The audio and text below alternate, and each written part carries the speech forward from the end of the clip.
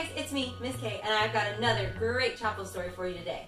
Recently, we've learned about two different people. So we've learned about Abraham, and we also learned about Ruth. Another person I want to teach you about this week is named Moses. And Moses is a really awesome guy, and I'm sure you've heard a little bit about him, but I'm going to give you a quick recap of all the cool things he did before, so that way we can understand our story better for today.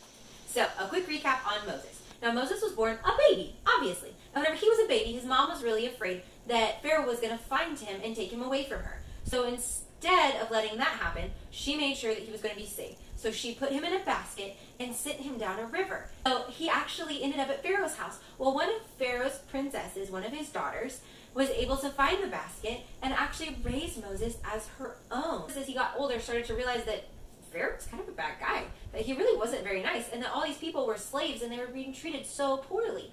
So Moses decided he was going to do something. So he ran away. And he ran very, very far away, and he wanted nothing to do with Egypt. So he wandered around in the desert, and he actually came across a family, a group of villagers that were kind of traveled around in the desert, and that is where he actually found his wife. And so he married her, and he was a part of this new group of Israelites that loved God and worshiped God, and he was very, very happy for a very long time. And he actually became a shepherd, so he took care of sheep a lot, which is really cool. And then finally, after so many years of him being a shepherd and being in this family out in the desert, he came across a burning bush. And that is where our story starts. This is the story of Moses. Now one day while Moses was walking around outside, all of a sudden he saw a bush that was on fire. Now this wasn't just any ordinary bush. This was a very special bush. So Moses was very scared because the bush was calling his name. God was speaking through the bush to Moses and told him that God wanted Moses to rescue all the people in Egypt from Pharaoh. So as we all know, that was something that Moses was kind of scared to do. I mean, it was really intimidating for him. So he made sure to follow all of God's directions. So God told him that he needed to go back to Egypt and talk to Pharaoh directly. So Moses was very confident that God would be with him through all of this. So he followed God's instructions and he went back to Egypt. So after he went to Egypt, Moses had to talk to Pharaoh. While he was talking to Pharaoh, he asked him, he said, "Pharaoh, please let God's people go."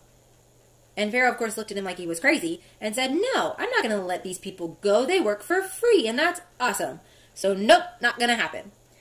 So Moses kept trying, and after a bunch of different times of God showing his power and his strength, and of Moses asking God, Pharaoh actually let them go. Now, Pharaoh very quickly realized that this was not the smartest decision he could have made. So he changed his mind, and he actually sent a whole bunch of soldiers chasing after Moses. So they chased him all the way through the wilderness and stopped them at the Red Sea. Now, God's family was very nervous. They were very scared. They did not know what was going to happen. But Moses said, "With God's help, we will be able to leave Pharaoh and Egypt behind forever."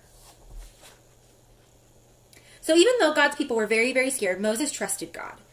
And God actually parted the sea through Moses to let all of his people walk across on dry land. And that is the story of Moses. Wasn't that a great story about Moses? Now, Moses was a pretty normal guy. He was just another Israelite slave who ended up becoming a prince of Egypt, who then ended up running away and then got talked to God through a burning plant. And then he came back to save all the people that he had left before and led them all the way across the Red Sea, and they parted the water. And all that was because of God. But something I want you to think about Moses is if Moses hadn't have been strong enough, if he wasn't so bold, he wouldn't have done all those things. So Moses being bold is a very important thing. Now, being bold means that you are very strong, but not just physically strong. You don't just have muscles. No, your brain is really strong, and you trust people. So in this case, Moses trusted God. So he was able to be bold and talk really loud.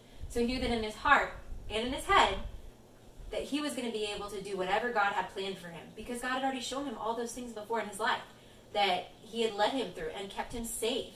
So he knew God's power. So he was able to be bold and tell everyone else how awesome God was. So one thing about being bold that I want you to practice this week is what that actually means.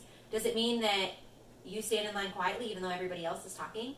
Or that you make sure to help up a friend on the playground because you know that's the right thing to do? That you stand up for the right thing, those green choices that we always talk about?